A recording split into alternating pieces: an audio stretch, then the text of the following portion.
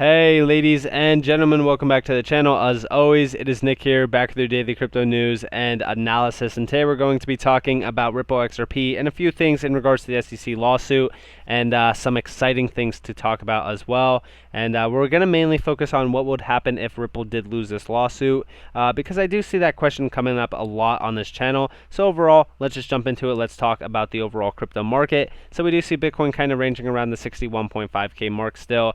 We do see, most altcoins like XRP and stuff, kind of just sitting around their main support levels.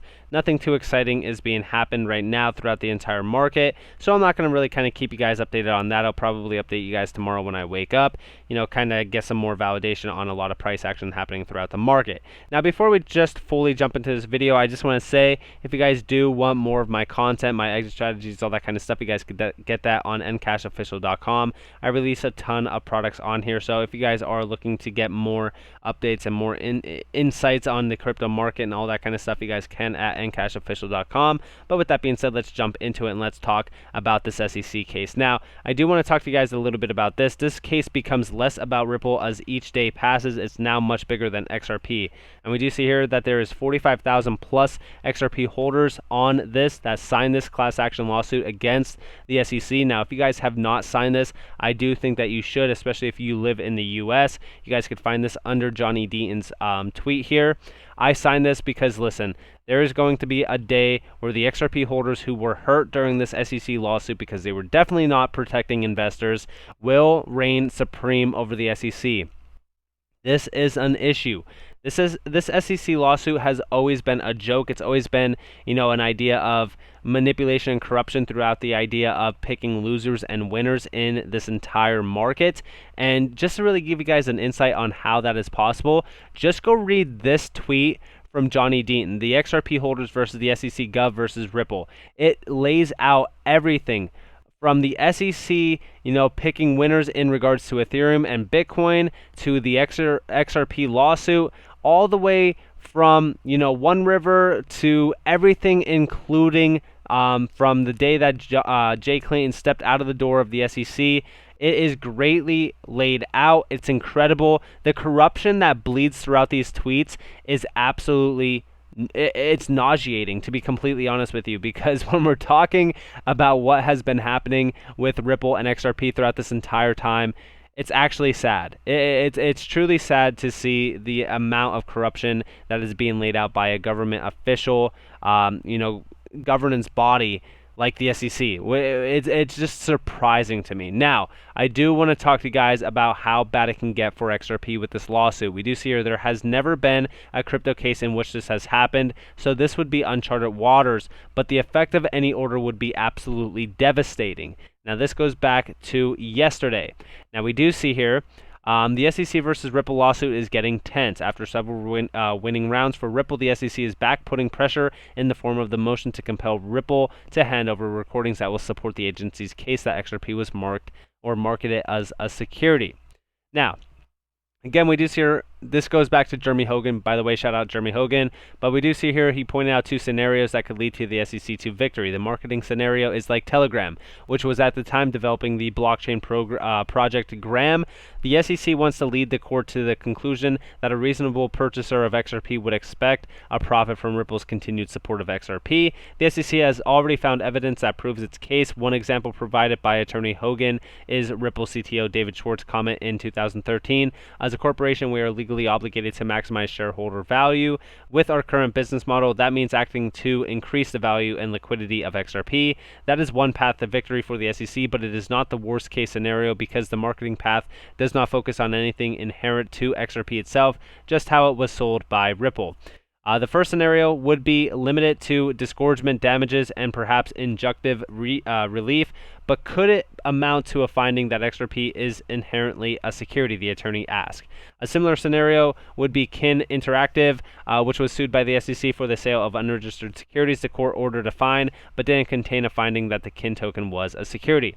The firm's statement in October 2020 said that Kik is going to be okay beyond the monetary fine. Kik's assets are still Kik's property, including its remaining treasury, its Kin reserves, and all of its intellectual capital.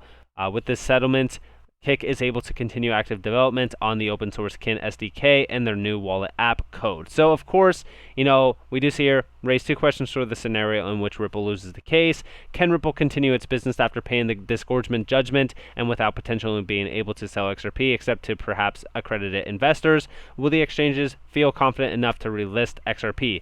The second scenario, which disputes the inherent nature of XRP, raises even harder questions. Attorney Jeremy Hogan called it the tidal wave scenario, and it hinges on what is currently going on in the litigation with Expert Discovery. The bigger concern is based on the decentralization or lack thereof of the XRP ledger. The SEC hasn't really focused on this argument, probably because it is a losing argument and it really doesn't want to mesh with its theory of the case. Now we do see here, but it is more dangerous to you, he continued, stating that the argument there or here is that the XRP is centralized and so reliant on Ripple that makes it a security. There has never been a crypto case in which this has happened, so this would be uncharted waters, but the effect of any order would be absolutely devastating, which would have an instantaneous chilling effect on the markets, freezing liquidity and leaving XRP holders holding the bag. So that is pretty much the idea of, pretty much freezing liquidity. XRP essentially goes to 0 and our bags are worth nothing. That is a possibility. I just don't think that that is the case. Honestly, after reading this entire breakdown of this case, I would say right now, if XRP was deemed a security, if XRP, or I should say Ripple, loses this lawsuit, then I 100% want to see Ethereum being targeted. And the reason why I say that is because Ethereum, from what I read here, and you guys should definitely read this, is 100%, or I should say at some point in time, was 100% a security asset. Now, I do also want to talk to you guys a little bit about here. It's Ripple's fault, says the SEC on recordings of XRP sales meetings. Now, again, this is talking about we're close to that discovery deadline, may work in favor of Ripple's interest, but the judge is expected to compel Ripple to produce evidence that will form the backbone of the SEC's case. This is actually a pretty big blow to Ripple. This is what I was talking about, or I should say what Jeremy Hogan was talking about over here in regards to that, overall compel Ripple to hand over recordings that will support the agency's case. So things are boiling down fairly fast with this SEC lawsuit. Now, I do want to talk to you guys a little bit about this ETF that the SEC is supporting. We do see here issuing the Bitcoin futures ETF is a good step, but it's basically handing hedge funds a massive arbitrage opportunity as the futures will trade at a large premium in bull phases and they get to capture those returns. This is an old financial market trick. You now have to add multiple new intermediaries who all make profits. The ETF provider, clearinghouse, futures broker, administrator, auditor, law firm, CME, and hedge fund ARBs. Wall Street gets richer, retail investors lose yet again. And this is the problem, right? Again, when we're talking about Bitcoin, everybody wants to say, oh, it's so decentralized, it's the future of money. This goes against everything that Satoshi Nakamoto, whoever he is, had in place for Bitcoin. As more and more government officials put their hand in the pot, Bitcoin becomes more and more centralized. I'm just going to say it now. But I don't really care about Bitcoin. I'm more so here for the utility tokens that actually have utility, I should say. Now, we just hear breaking news. SABB or SAB Bank announces Mastercard and Ripple partnership. This is huge, guys. We just hear over on this article. In its endeavors and consistent efforts to provide the best digital services to customers and take advantage of the state-of-the-art technologies, SAB has developed international transfer services through its digital channels within this partnership with the financial technology companies Mastercard, Send, and Ripple. This is huge because now customers can transfer to more than 170 countries and use 38 different currencies. Guys, Ripple is telling you, or I should say this is clear facts, that Ripple is delivering on their overall goal here. It's great to see. Now we do see here, this is going to provide the service of updating customer data electronically, know your customer through digital channels without the need to visit the branch, which has contributed positively to enhancing customer experiences and currently represents 60% of the total customer updates for the targeted groups. This is great to see. And of course, they do have some more updates down here, but overall, this is a great partnership. Now we also see here XRP becomes #1 crypto in the UK. Cardano comes second, report says. Now, of course, I've talked to you guys about ADA. I don't really like it. I've discussed why. But overall, this is great to see that, XRP is really kind of becoming the #1 asset over there. It does here say in the second quarter of this year, XRP saw a 4% increase, not too much, and year-on-year growth in ownership has surged over 105%. This is great to see. Overall, I think that when we're talking about this here, this Ripple to help build the UK CBDC with the Digital Pound Foundation, I think that that is incredible, and I think that that's really what caused a lot of the surging happening over in the UK, and I think that it's going to grow more and more immensely as time does march forward on. And we have another little partnership, but we're going to be talking about this, right? First off, we talk back to this partnership here real quick. Why wouldn't, Mastercard and Ripple partnership together for this massive SAB bank partnership? Because look at this, right? We see available, fast, affordable. This is all the benefits of on-demand liquidity through RippleNet. I've been talking to you guys about on-demand liquidity and how big of a use case this actually is. If you guys haven't read this article, you really need to read this. This is on their website, ripple.com.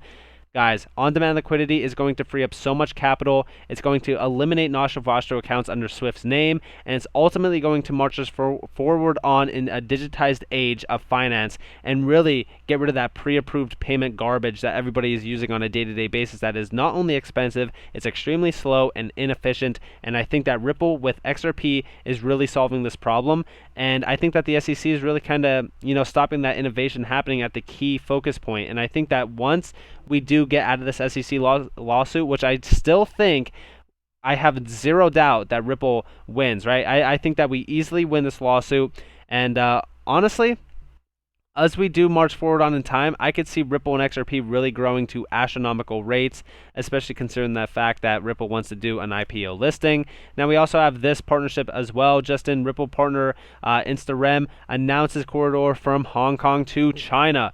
Guys, I've been telling you guys about a lot of these remittances, these cross-border payments as well, happening around the world. This is huge, as we guys do see this. Now, when we do read about this, this is for consumers and SMEs. I told you guys SMEs are a huge thing right now. Big pain point. 70% of them actually report problems.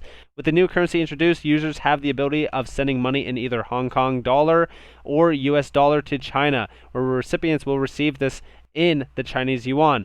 When it comes to SMEs transacting, they will be able to do so in the range of purposes which include declared goods trading, travel, and freight, expense payments, and service and consulting fees. Businesses can also reach out to InstaRem if they have a reason to transfer that lies outside of these areas, and InstaRem will make allowances on a case-by-case basis. Aside from the new look and navigation, the new InstaRem app will give users in Hong Kong access to functions like Quick Send and Quick Access. Quick Send lets users send money to their favorite beneficiaries in 2 clicks, and Quick Access gives them visibility over a dashboard featuring their recent transfers.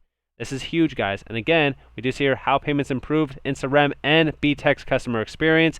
Establishing new connections on RippleNet was a critical priority at Swell 2018, while matchmaking between customers at the event inspired potential new corridors in real time. On the ground, stories of current customer success across RippleNet were in the spotlight on stage. InstaRem and BTEC worked on opposite sides of the globe, but they were both trying to address the same problems for their customers. In London, co-founder, and of course, this is just going hand in hand with that nice partnership going back to 2018. Here goes back to February 2018 as well. Partnership to allow RippleNet customers or members to leverage InstaRem's existing networks. Again, this is great, and it all ties back to Ripple and of course XRP. This is cross-border payments, so of course they have to utilize XRP in that basis. So this is huge, and a lot of innovation is happening at the basis front for Ripple. And guys, I'm so excited to still be holding XRP. The SEC is not protecting me.